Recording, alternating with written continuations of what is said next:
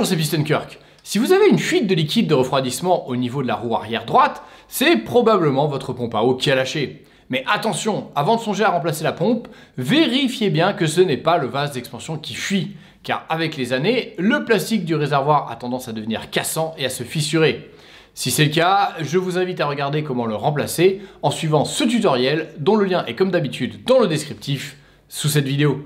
Si votre vase d'expansion et ses durites sont intacts, démontez la plaque pare-feu pour vérifier que la pompe à eau ne fuit pas au niveau de son axe. Si c'est le cas, il va falloir la remplacer. Mais nous allons aussi en profiter pour remplacer le calorstat, car d'une part c'est une pièce qui ne coûte pas très cher, entre 30 et 40 euros, et qui a plus ou moins la même durée de vie que la pompe à eau, donc ce serait con de pas le faire.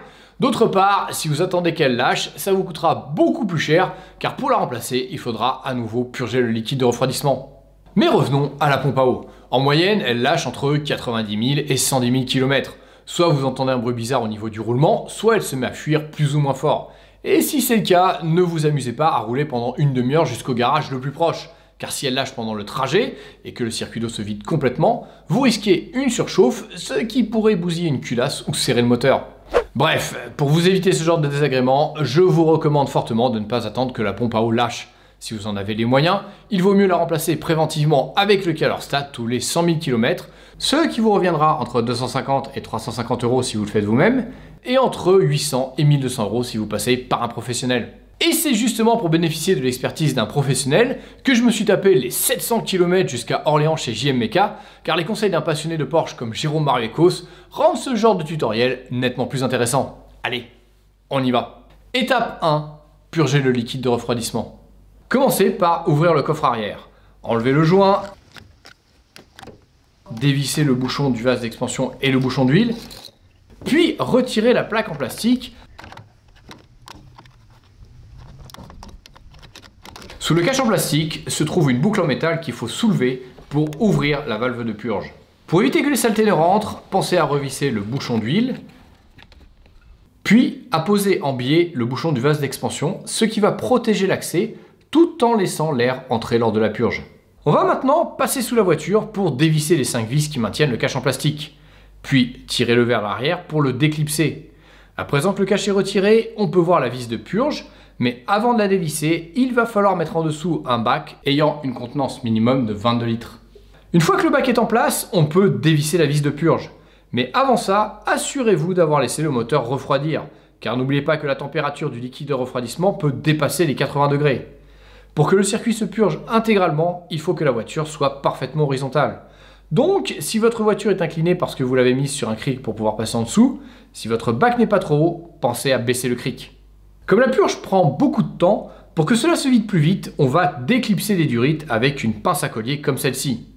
On commence par desserrer le collier de la durite de la pompe à eau, et dès qu'on la retire, l'écoulement du liquide de refroidissement est plus rapide.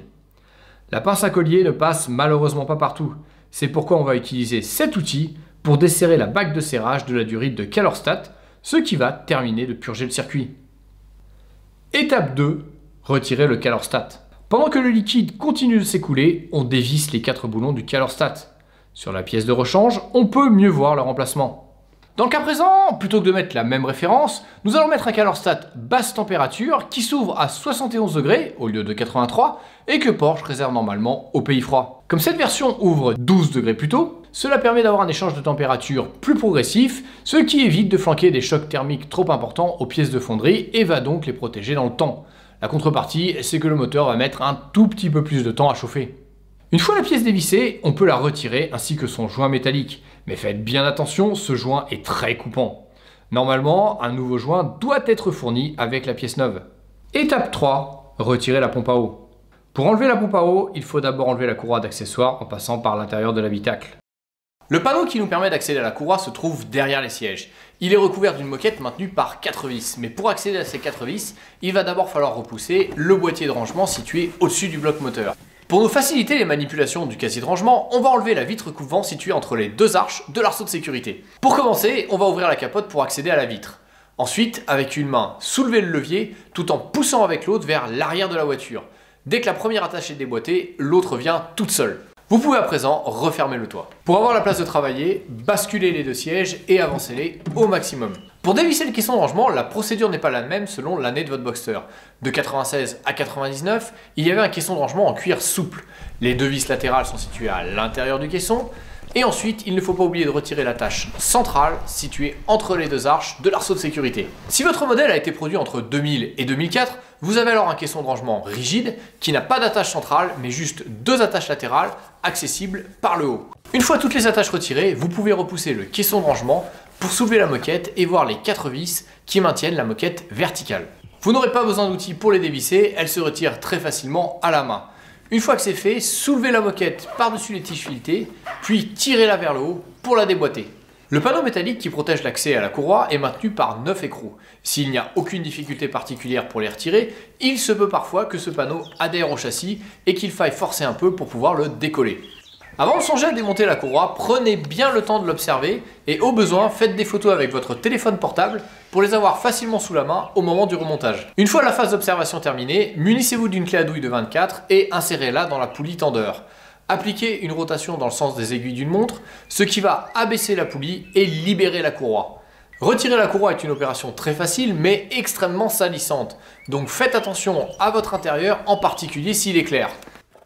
Comme mes galéons du jeu, on va aussi les remplacer. Alors si cette opération vous intéresse, je l'ai détaillé dans ce tutoriel dont le lien est comme d'habitude dans le descriptif sous cette vidéo.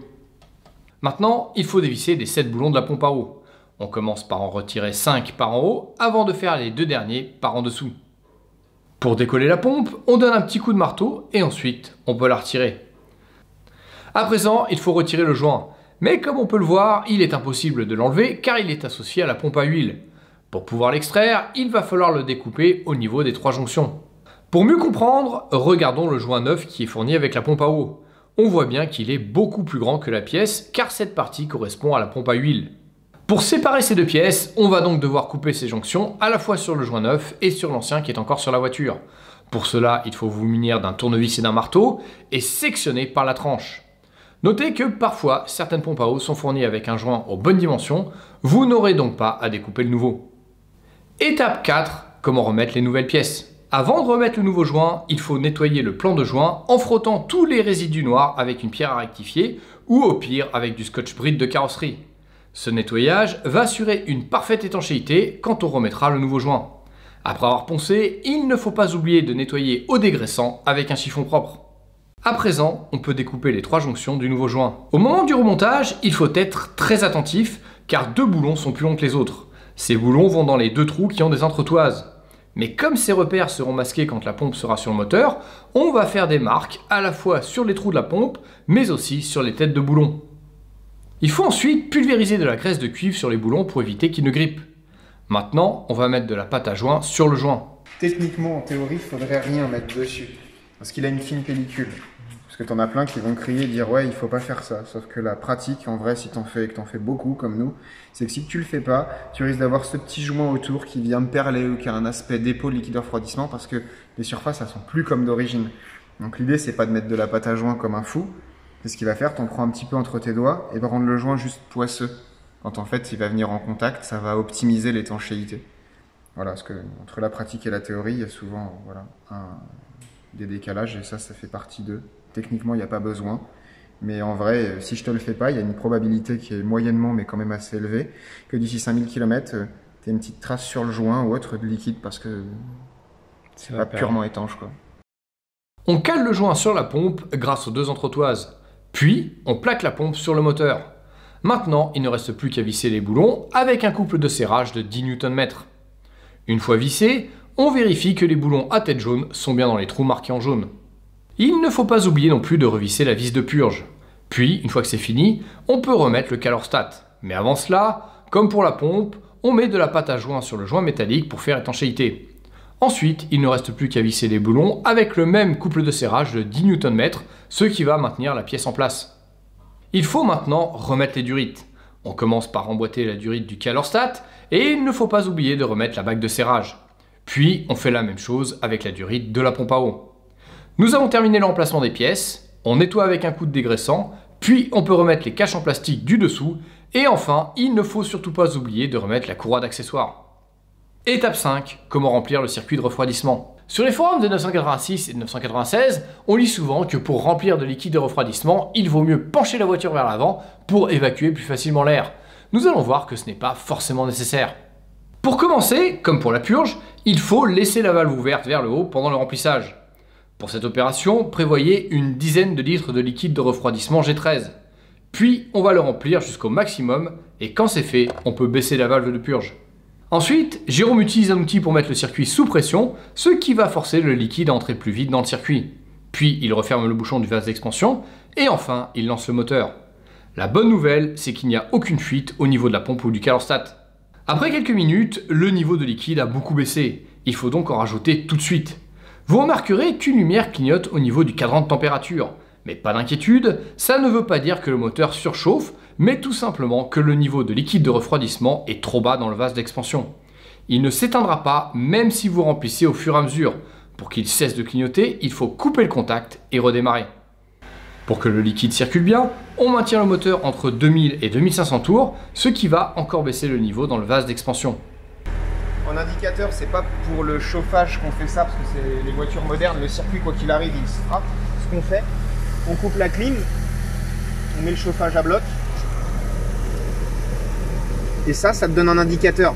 Pas sur le fait qu'elle se purge, mais sur le fait que ça circule. Pour le moment, même si elle chauffe, je vais mettre moins force, on va frapper chaud, sinon vu qu'il fait déjà bon, pour le moment tu vois, t'as aucune, ça souffle froid. Et tu vas voir que quand on va la purger, on va la faire tourner, et elle va tout doucement se mettre à circuler, et on va avoir du chauffage, donc ça veut dire déjà que ça circule. Et quand en général ça va faire ça, l'eau elle va continuer de baisser. Pour être sûr que le liquide circule bien, on se met au niveau des roues avant droite et gauche, puis on touche les durites en haut et en bas pour vérifier qu'elles sont toutes les deux chaudes et que le retour se fait donc bien. On monte de nouveau en régime et on voit encore quelques bulles sortir. À présent, il est temps de rouler avec pour la tester sur la route. Après avoir fait un petit tour, on laisse le moteur refroidir et quand il est froid, on soulève la valve, puis on fait à nouveau la pointe. Ensuite, on referme la valve, puis on remet le cache en plastique. Il faudra encore faire quelques kilomètres de plus et faire chauffer de nouveau avant de refaire une dernière fois la pointe de liquide de refroidissement. Voilà, c'est terminé. C'est une opération longue, mais qu'il vaut mieux se coltiner préventivement parce que quand la pompe à eau lâche, ce n'est jamais au bon endroit ni au bon moment. Allez, à la prochaine!